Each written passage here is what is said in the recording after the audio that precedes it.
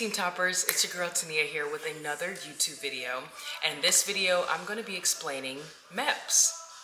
If you don't know, MEPS stands for Military Entrance Processing Stations. It's basically the physical exam that you take when you are trying to either enlist or direct commission into the military. And I just took my MEPS exam on Tuesday. And your girl failed the hearing test. Let's talk about it.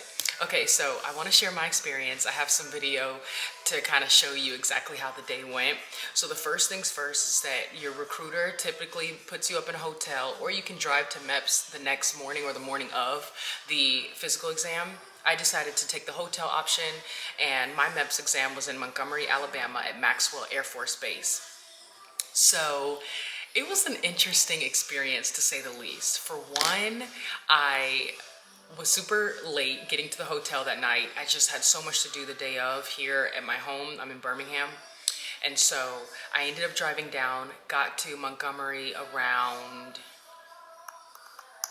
my exam was Tuesday morning. I got to Montgomery around 11 p.m. Monday night, got to the hotel, and y'all, I realized I did not have my social security card, my original birth certificate. I didn't have anything, none of the paperwork that I needed. But your girl had her outfit for the day. I have my outfit, but not the paperwork. It was stressing me out. So when I got to the hotel counter, they checked me into the Drury Inn and Suites in Montgomery, which is probably about under 10 minutes to the MEPS station or to Maxwell Air Force Base. It's basically down the road. Sorry if the camera's shaky, I'm leaning on the table. But anyways, so I checked in around 11 p.m., get to the counter, and I see the hotel worker pull out this packet of all these names. He's flipping through the packet, and I'm like, how many people are here for their MEPS exam? My recruiter told me it was only gonna take 3 to 4 hours for the physical exam. So anyways, I'm over here freaking out, like tomorrow's gonna be a long day. Tomorrow, as in Tuesday, the next day when I had the physical exam, I'm like, it's gonna be a long day. This is crazy. So he's flipping through the packet and he's like, I don't see your name. I'm like, oh man, not only do I forget my paperwork, but my name's not on the list. You gotta be kidding me. So he calls up one of the MEPS workers and calls him up on the phone. It's like, sorry to bother you, but I have another applicant here. I'll just call myself an applicant. I have another applicant here that needs to check into the hotel. Is she on your list? And he was like, oh yeah, Tania Brown is on my list. She didn't come to check in. And I'm like, oh boy. Check-in, I think, was at like 7 p.m. at the hotel. I didn't even know what time check-in was. No fault on my recruiter, but he didn't tell me, so I didn't know. I'm thinking I could just show up, my name's on the list, show up to the hotel and check in like a normal guest, right? So he calls the MEPS person and was like, oh yeah, so he gets me a hotel room. He partners me or puts me in a hotel room with another young lady. I'll get to that in a second. But I was like, shoot, I don't have any of my paperwork. Can you call him back up and ask him if I need to drive back home to get my original birth certificate? If not, I can go print out a copy in your business center. So he calls him back up and was like, hey bro, sorry to call you again, but sis at the front counter needs to know if she can get through the MEPS exam or take her exam without having a physical copy of her social. All right, bet. Hangs up the phone, and I'm like, can I or not? He's like, yeah, he said you should be fine. So I was like, okay, so do you have a printer? He's like, yeah, so go over here, go into the business center and print out your paperwork. So at this point, I'm working at the thing. I'm like, I don't have a scanned copy of my birth certificate. Call up Cash. Hey Cash, can you scan me a copy of my birth certificate and email it to me? So I got in my email, printed out my social, printed out the MEPS paperwork, and all of that. Come to find out, didn't need any of the other paperwork. All I needed was my social, my driver's license, and myself. So I printed out extra just to be on the safe side in case they needed extra verification. And I also had to bring my registration and car registration and insurance. So I brought that too. That was on the list that the recruiter gave me, but they didn't ask for any of that. So I drove myself to the hotel. You're going to find out why that makes a difference later on. So then I go back to the front counter and I'm like, okay, I got my paperwork. He hands me my key. I'm like, what room are we in? 3 something. He was like, no ma'am, 629. I'm like, sorry, it's been a long night. He was super cool though. And so I went up the stairs to the room, scanned the key card. Girl can't get in the room. It turns yellow. I'm like, oh my gosh, this can't be happening. I'm like, did I go to the wrong room? It's either that, or the second thing was that my roommate put that extra lock on the door, so the hotel door doesn't unlock unless that latch is off. So come to find out, well, I go downstairs and I'm like, okay, I just want to make sure before I bang on this door that I'm at the right room. It's 629, right? And the guy looks at me like, yes, it's 629. And I'm like, well, I can't get in. And he was like, what color was the keypad turning? I was like, yellow. And so he looks at me and he's like, you're gonna need to go bang on that girl's door.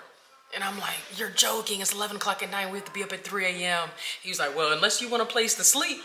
I'm like, ugh. So he's like, okay, well, I'll call the phone in the hotel room, and by you banging on the door with both of that together, she should be able to wake up. I'm like, okay, bet. Go back up to the 6th floor, have my stuff, my back hurting at this point, get to the door, and I'm banging, doop, doop, doop, doop, doop, doop, doop, doop, doop, doop. This cute little Hispanic girl comes to the door and is like, hello. And I'm like, I am so sorry. I'm so sorry. I know you're trying to sleep. I know we have to be up early in the morning, but you put the lock on the door so I couldn't get in. She's like, it's okay. I honestly thought somebody was pranking me because the phone was ringing and someone was knocking on the door at 11 o'clock. I thought it was time to get up. And I'm like, oh my gosh. So she was so cool. So I get in the room, I hurry up, do what I gotta do. I was pretty much dressed for bed at this point because I got ready at my house here before I drove down. So I just put on my little scarf, took out my contacts, hopped in the bed, and we stayed up and talked. So I think her name is Allie. If you're watching this, hey girl, hey. I meant to get her phone number, but I didn't, guys. But she did subscribe to the channel, so hopefully she sees this video. But she was getting shipped out the day of me having my MEPS exam. And so she was like, I really can't sleep anyways. I have so much adrenaline. I don't know how to feel, blah, blah, blah. So we stayed up and talked that night, and we pretty much talked about like the military, how if she was excited or not. And then we woke up, I went to sleep, slept about 2 hours, guys. Yes, 2 hours. It was a good 2 hours. It felt like a good needed nap. So I wake up.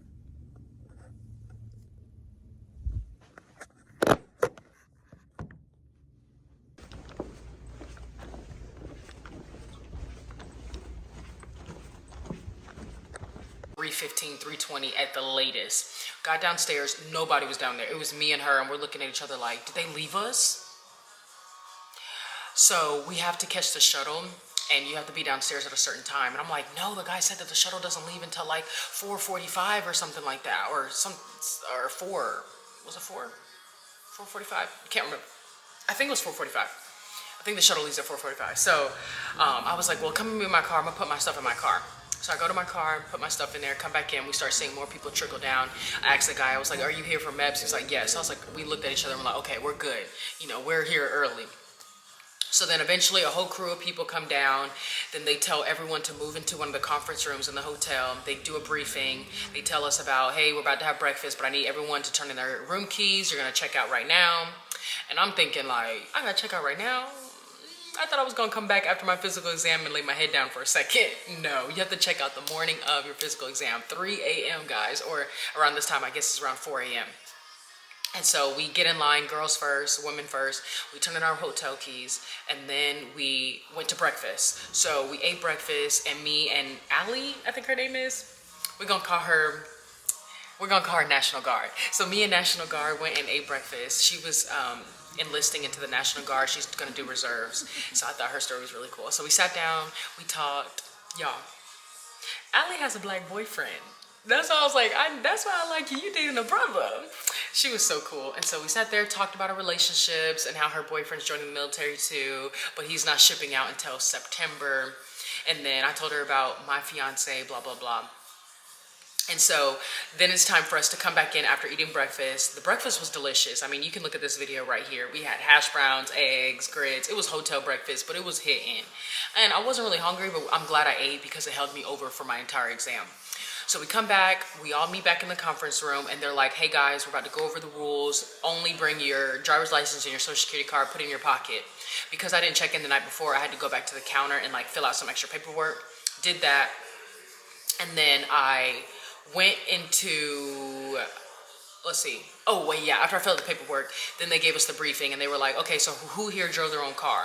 I'm like, me. And a couple other people like me, come over here. So all the people that drove their own cars had to go to a section on their own.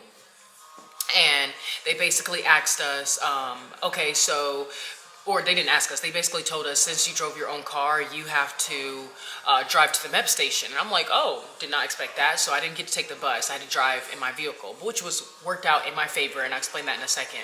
So drove my vehicle to the MEPS station. We had to follow in a line behind the bus, get there. We had to turn on our flashers. Good morning, guys. It's your girl Tania here. It is currently 4:55 a.m. and apparently if you drive your own car to the hotel, you have to drive it to the MEP station. So that's what I'm doing right now. I have my flashers on. There's about a good 1, 2, 3, 4, 5, I would say about at least 5 cars. And then we pull up into the military base at the MEP station. They separate us in groups. Okay, he definitely scared me. But we're getting ready to go, so I'll catch you guys up. But there's a good 5 cars that are gonna be trailing each other, so yeah, headed to this exam. Let's see how this goes. Okay, while we're sitting here, I want to give you guys some live updates. The one thing I can say is that so far the people are nice in general. Like, you do have to listen because they don't like to repeat themselves, and it is super early in the morning, so nobody wants to repeat themselves. But I'm just checking in if I can. And I believe they're going to take our phones eventually, so this will probably be my last check-in, and then of course you can keep enjoying this video of how it all went post the physical exam. All right, talk to you guys later. Bye. You go to whatever branch of service that you're joining. So I was in the Navy group, and they hand you like a little sticker to put on. The sticker basically said like what you were going in as. Mine said commission, Navy commissioner, or something like that. And then that when we started our physical exam. So the first thing that we did when we come in, as I took my blood pressure, they had us split up in groups. It was very, very organized. You can't take nothing in there. They made me take off my sweater, put my keys in the closet, take off your backpack. The only thing you could carry, all jewelry, everything had to be off. Only thing you could carry was your cell phone. No, not your cell phone. They take your cell phone too. Only thing you could carry was your driver's license and your social security card. Keep in mind, I'm the only person with a printed copy of the social security card. And I found it. It's at the house. I found it, guys. Good. So they're all looking at me like, girl, where your real social security card at? I'm like, it's right here. What you mean? They were like, next time you come, bring the real one. I'm like, okay, sounds good. So I didn't have any issues with that. They took my blood pressure first, and then they moved me into the room with the breathalyzer. You have to take an alcohol test. Basically, you breathe in this tube, and then it like signal something on it. After I breathed into the breathalyzer, there was more people, like the whole room had to do it. Then my next exam was, you do a little bit of waiting, but the way that they had it set up at the Maxwell Air Force Base, it was very smooth. Like, I don't think I waited more than 10 minutes between any single part of the physical. After the breathalyzer, I did vision. So they check your eyes. I had to take my contacts out. They gave me a contact case and solution. If you wear contacts there, bring your own case and bring your own solution, just so that you don't have to have any issues with that. Your girl was a hot mess. I didn't have a case, so they were like, you were supposed to come to me before to get a case, blah, blah, blah. So I had to go back and get a case, and they gave it to me, and I got to keep that and the solution, which was kind of nice. Extra solution, can't go wrong with that. Extra contact case, can't go wrong with that. So my camera's running out of storage. We gotta finish this up. All right, so after that, I took the vision test, and then I took the hearing test. Y'all, I failed the hearing test the first time. Okay, let me explain why. You go in this booth, there's like 6 sections. They put curtains between you and the person next to you. Keep in mind, I'm with a group of all women. We go in there, and they split the guys and the girls throughout almost the entire process, except for like the breathalyzer. There were some guys in the room, but they still kept us separate on separate sides of the room. So I'm in there, you put these headphones on, and then like this beeping noise goes beep, beep, and it goes at different volume levels. Well, it gets to the point where the beep is so quiet, you hear your own breath and your own heartbeat louder than the beep. So I was so confused. I'm over here like, do I hear something? No. So I failed it the first time. And I had to go to, after the hearing test, I didn't know I failed it until my physical exam with the doctor. So after that, we went to the room for our actual, like, real part of the physical. We had to take the urine test next, and they watch you pee in a cup. Yeah, so there's no privacy. You have to pee in the cup. They watch you do it. You stand in front of it. They drip your pee on a pregnancy test if you're a woman, and then they also take the rest of your cup and put it into, for further analysis. And so after that, I peed in the cup. Then we had to strip down all your clothes. You're down in your bra and underwear, I know, with women in there. It's all women. Then you do your height and your weight. and I went in for the physical part. And they make you, once you're in there with the doctor, it's just you and the doctor. She makes you take off all your clothes. So you literally have nothing on, you're butt naked. And it's an invasion of privacy, but you have to do it. They check everything from like breasts, your butt, inside your butt, like your genital area, and they check inside your ears. They do your eyes again. But she said I failed the hearing test, and they go through a whole questionnaire too. So like they ask you questions about, is it still recording? Okay. They ask you questions about like everything from your like history in terms of car accidents, your history in terms of like any broken bones, all kind of questions. But you'll be able to pass it. Just make sure you're honest to an extent, and like to your best of knowledge is what I mean. So after that, I put my clothes back on, only the bra and underwear, come back out. I made weight. You have to do the duck walk.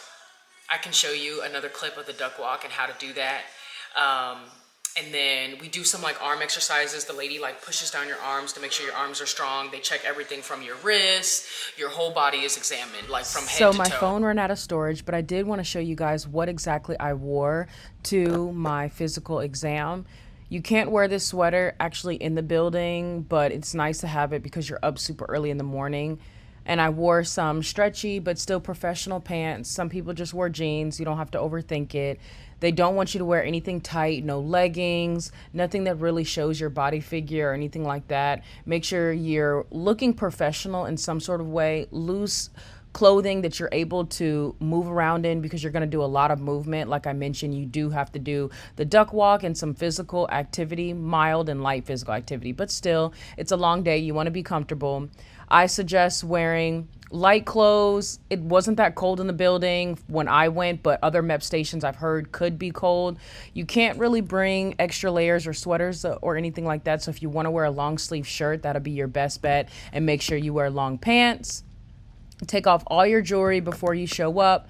You don't want anything, no watches. If you can limit wearing a belt, don't wear a belt. It's just less work on you because you're going to have to take it off to go through security when you go in. Tie your hair up. They're going to ask you to pull your hair up anyways. And yeah, just make sure you're nice and comfortable and you're professional, and you should be good to go and you're all set. I wore sneakers as well on the day of MEPS, and I wore a silicone ring. Here I'm showing that I took off all my jewelry, took out my earrings. They didn't say anything about my silicone ring, but here's me later on that day after my exam. Picked me up to take me back to the hotel to grab my car, whereas I had my car in the parking lot after I was done with MEPS, hit the road. So now I'm here in Montgomery. The MEPS process, it was pretty smooth, like pretty smooth.